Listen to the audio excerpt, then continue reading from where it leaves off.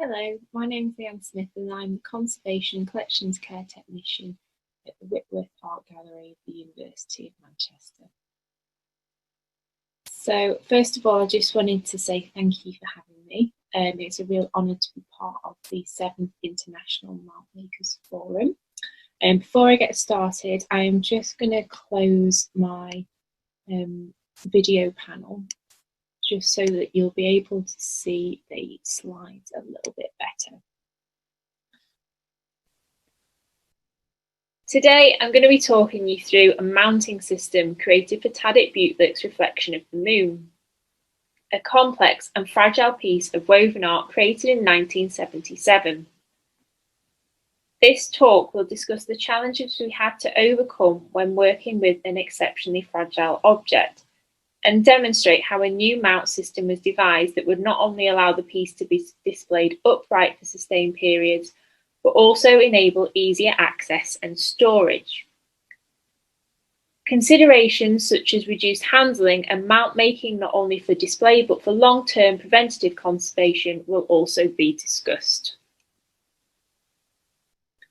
So to start with, I'll tell you a little bit about why the work was undertaken.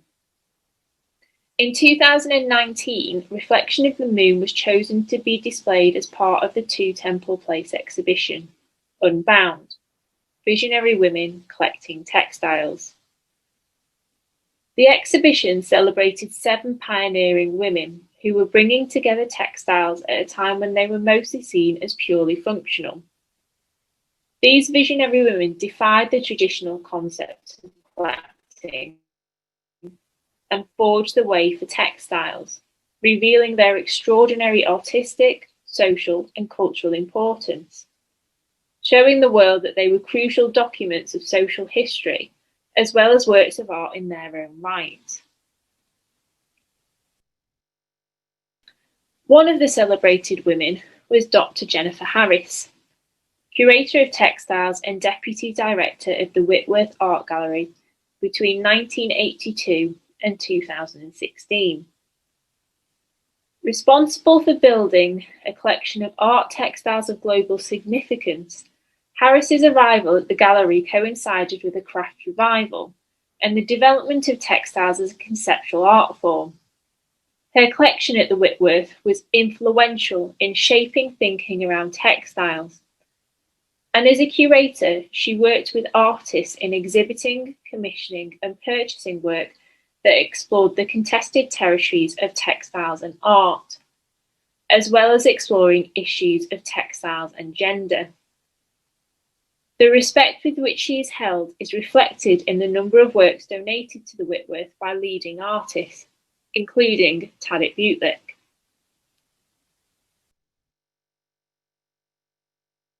Once described as Britain's greatest artist in fibre, Polish-born Beutlich was an innovator in the treatment of yarn and weaving techniques, moving from flat weave tapestries towards experimental sculptural forms, what he called free warp tapestries. Although he is somewhat out of fashion, his work represents an important phase in textile art and was therefore chosen to be part of the Unbound exhibition. Having not been on display since being acquired in 1999, the condition of Reflection of the Moon first needed to be assessed. Made from organic materials, including esparto grass, sisal, and jute, the work is exceptionally fragile and prone to shedding. The original display system, as you can see here, consisted of a metal rod with polyester hanging ties. After consultation with our textiles conservator Anne French, this was deemed insufficient and inappropriate for even short-term display and damaging to the work itself, providing inadequate support. Therefore, a new mount was needed. Due to the extremely fragile nature of the work, we decided that the new system had to be created that not only reduced handling, but also combined display and long-term conservation of the object. So with this in mind, a system was devised with the intention that the work would remain permanently in the mount. When designing the new mount, the following factors were taken into consideration: working with an exceptionally fragile material, ensuring the reduction of object handling, the ability to suspend the work upright without damage, accounting for the three-dimensional element of the work whilst ensuring it lays flat, the ability to access the work in its mount, using reversible mounting techniques that avoid damaging the work, and the long-term conservation of the object.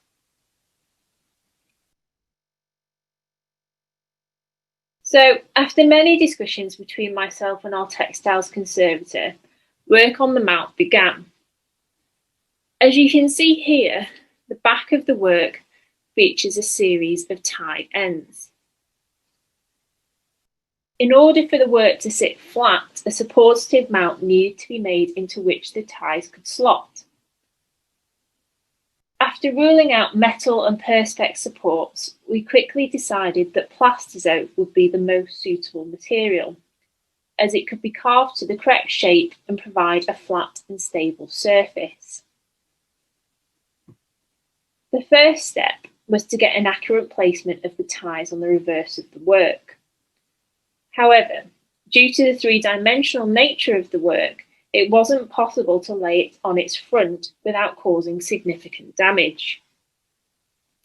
So a pair of trestle tables were set up onto which a piece of perspex with melanex attached to the back was laid. This enabled the reverse of the work to be viewed from underneath without having to turn it over. And an outline of the back of the work was then drawn onto the melanex, and from this a paper pattern was created that also allowed for the space needed around the work. A piece of plastizote was then chosen with a depth that accommodated the length of the ties, ensuring no fibres would be crushed. Using the pattern, the plastizote was cut to size and carved into shape. In order to create a smooth surface, the whole piece was covered in Tyvek, including the inner sections.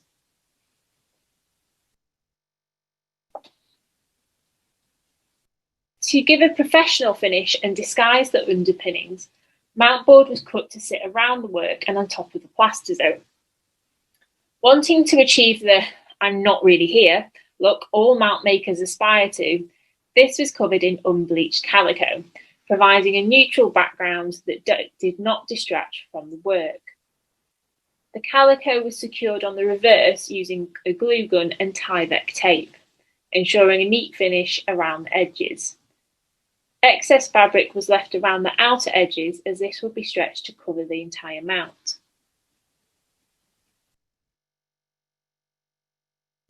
So, although the plastizote mount would help support the piece, it would not keep it upright.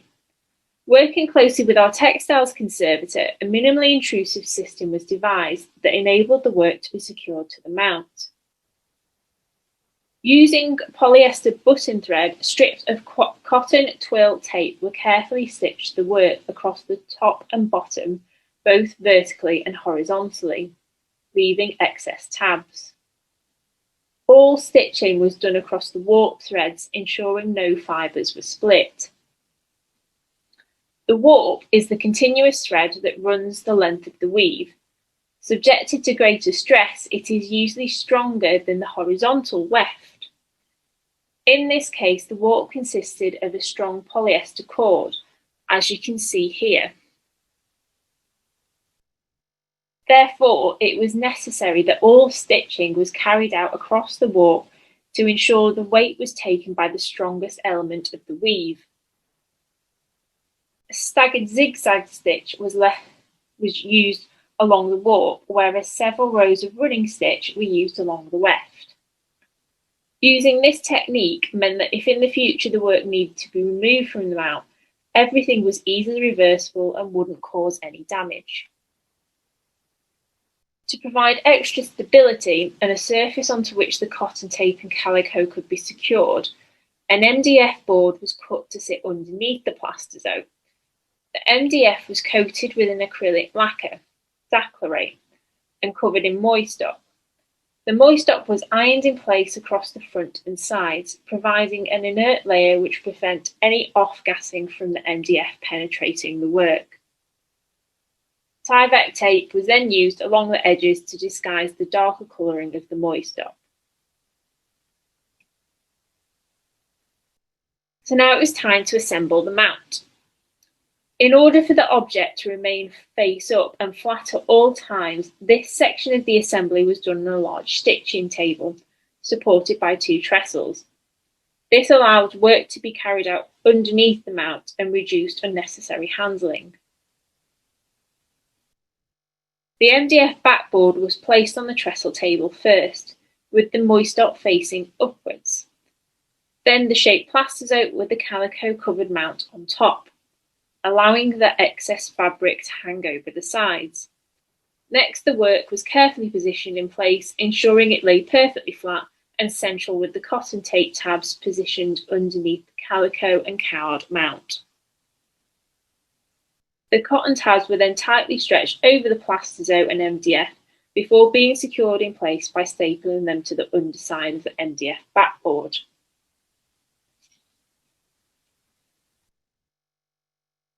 The excess calico was then stretched over all layers towards the back and stapled to the MDF. In order to create the tightness needed and keep the grain of the fabric straight, the calico was pinned to the plasterzo first, and then masking tape was used to position it onto the backboard before stapling everything in place. All corners were neatly folded in to create a smooth finish. As you can see here, the work is sitting nice and flat and is firmly secured in its new mount.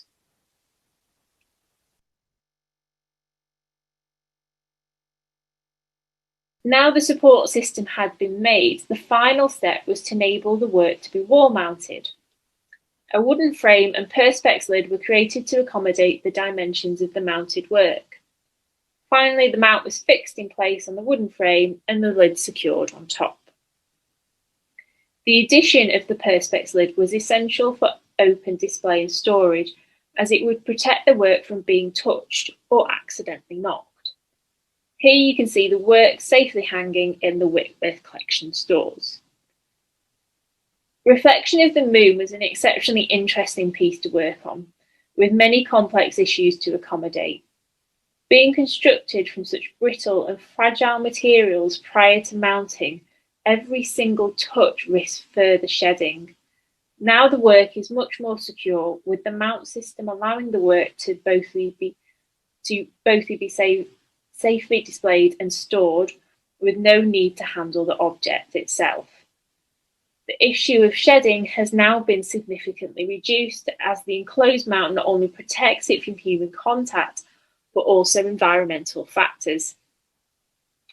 I think you'll agree that this is a great example of how mount making can not only serve as a way to display an object, but also enable its long-term conservation care. The work is now much more accessible, meaning it's more likely to be chosen for exhibition, as well as more easily viewed by members of the public who visit our collection. After 22 years in the Whitworth stores, it was amazing to finally see this fascinating piece of woven art on display at 2 Temple Place. Thank you for listening. Thank you, Leanne. We now have time to answer any questions that our attendees may have for you. Our Q&A facilitator is Sam Hamilton. And I actually have a question for Leanne. Leanne, I've never used Plastizote. Can you talk a little bit about what it is and how do you use it?